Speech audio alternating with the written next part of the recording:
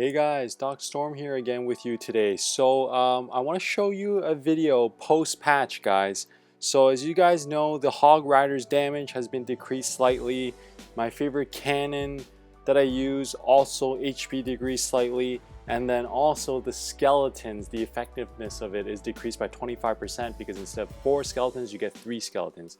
Now you say, oh my god, Doc, isn't your deck obsolete now? Well, I can show you here it is actually not, okay? And there's a few reasons. Number one is because the cannon's main purpose, I find, is to defend against the Hog Rider. Because of the damage decrease on the Hog Rider, but the HP, the hit points decreased by the cannon, in that essence, it kind of equals out a little bit. One thing though that it is a bit of a nerf is that the cannon I use against a Royal Giant to defend, so having lower hit points on this cannon does affect my defense against Royal Giants just a little bit. But as you can see here, it is not as big as you can tell or as you think it might be. So I'm going to show you a replay against a Royal Giant, okay? And I still like my skeletons because they are a cheap unit to help me cycle through, and they do also provide a lot of damage. Now before this patch, remember guys, they did beef up the attack on the skeletons. So again guys, if you look at it that way, it kind of equals out. So let me show you this one here. So again, it's great. Got the Elixir Collector in the beginning. So that is pretty much what I'm going to do.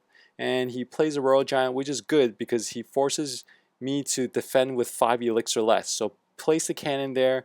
I jumped on the Valkyrie a little bit early. I could have attacked the wizard a bit, but again, I want to get that damage in there on the Royal Giant as soon as I can, so it wasn't going to damage my tower too soon.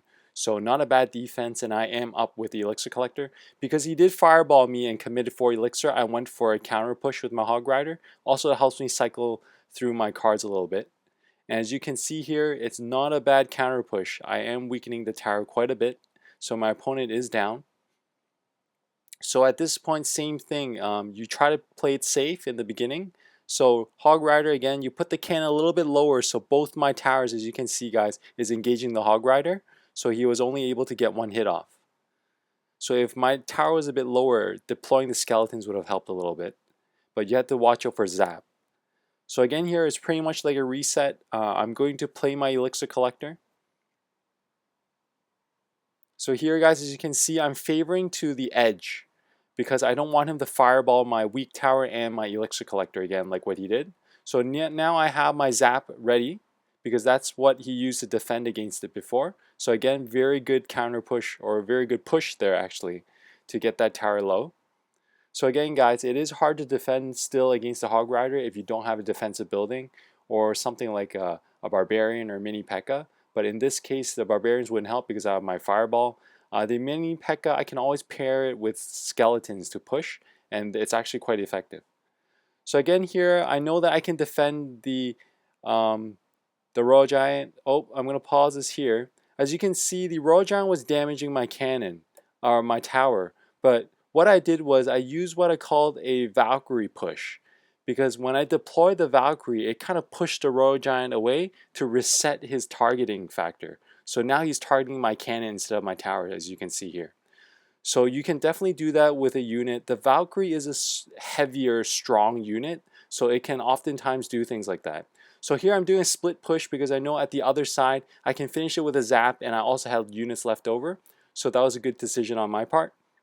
And again here I'm just going to defend against the Royal Giant. And why I place my Musketeer more onto the healthy tower side is because I want to reuse her.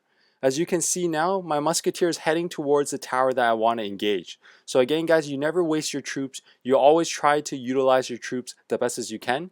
Here, because there's only a couple of seconds left, I'm using my Elixir Collector as an extra defense along with my cannon there. Because again guys, you have to be aware of what cards they have. They have a Hog Rider and a Royal Giant, so both of them targets buildings. So you really want to stack up that defense in the middle when you only have a few seconds left.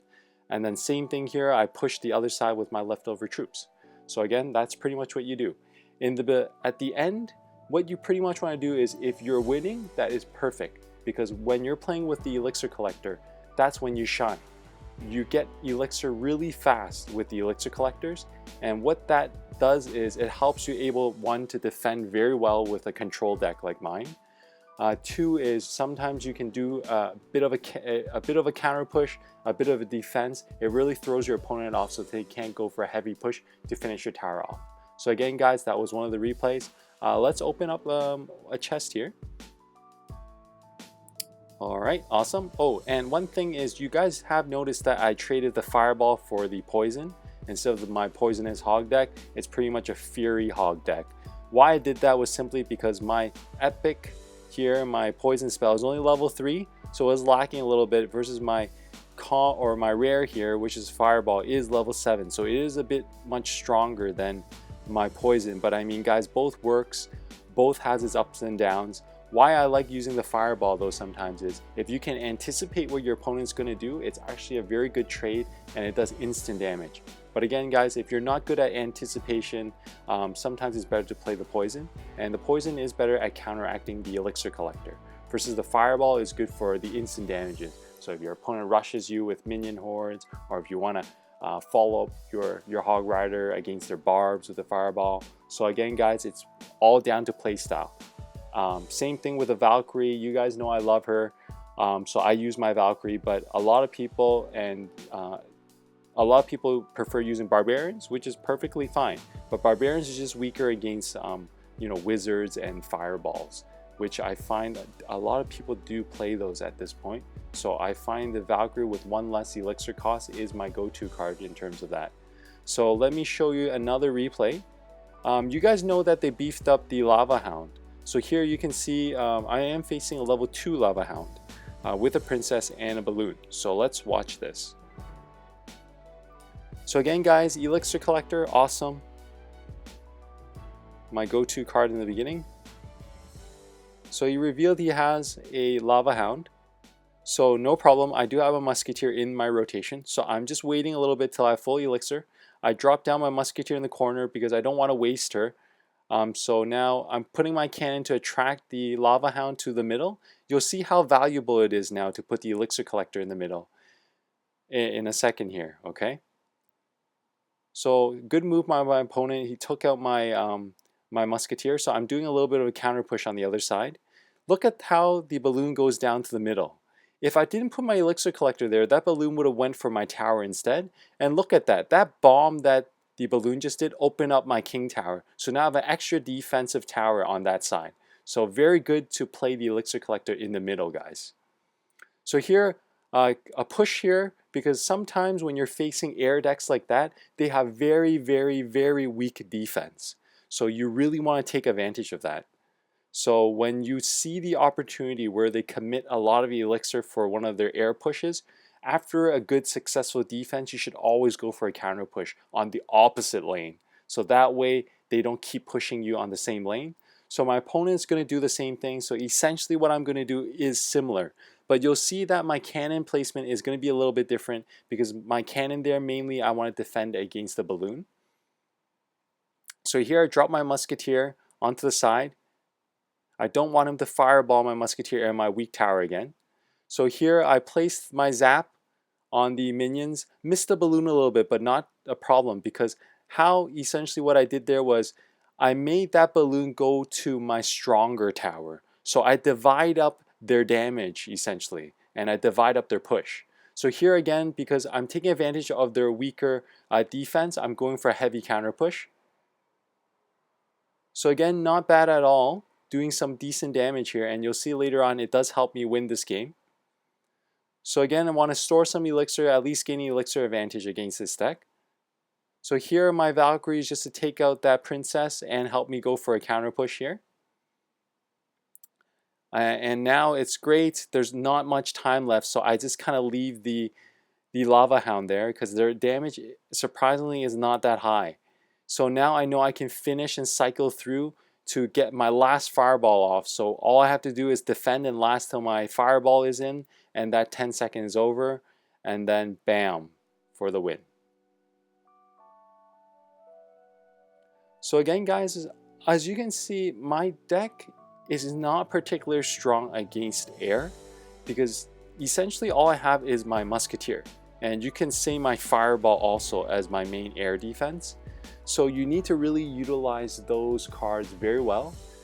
Typically I save Zap for when the Lava Hound bursts, because actually the pups do a lot of damage on your tower. So don't negate the pups. Oftentimes it's the lava pups that kill your tower, not actually the Lava Hound. So get to know your cards really well and know what to do. One main thing that's tricky about air decks is you can still win, just in my case. It's just that you need to know how to, when to attack, when to defend, which lane to attack to gain an advantage. So you really need to learn what your opponents has, their rotation, and the type of cards that they have, so you can better gauge how to attack and how to defend. So there you have it, guys. So as I said, yes, they nerfed the Hog a little bit, but you know what? In the grand scheme of things, I don't think it was so significant that it's not usable. You can see in TV Royale, there is still a lot of people running Hog Rider decks. So I don't think that it is not usable. And so I would advise everyone to keep going with the deck. Try it out, okay? I don't think they changed too many fundamentals with this deck. It's pretty much still the same deck, and it does pretty well. So guys, I hope you can be just as successful with this deck post-patch. So there you have it. I'm gonna open this last silver chest here too. Alrighty, so guys, I'll see you next time. But one thing too, I am going on vacation for a week. So hopefully when I get back, I'll pump up more videos just so that you guys won't get bored. And I'll put in more videos the week that I'm back, just to kind of compensate for the week that I am gone. Okay, guys? So don't worry, I will be still around, just taking a vacation for a week. Okay, guys? So I hope to see you then. Take care and clash on, guys.